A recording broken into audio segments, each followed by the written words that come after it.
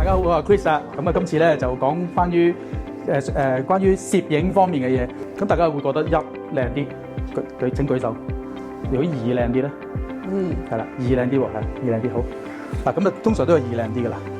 咁但係喺呢兩幅相嘅背後咧，其實係用乜嘢嘅機去影咧？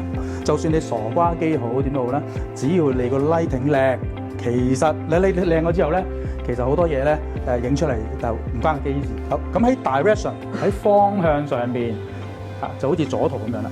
咁如果我想佢立體啲，咁我哋咧就要同佢個走法咧就要同一個方向咧。咁啊，譬如佢依家咧，我哋叫 side light， 咁咧就會佢會出個立體咧就會好大㗎。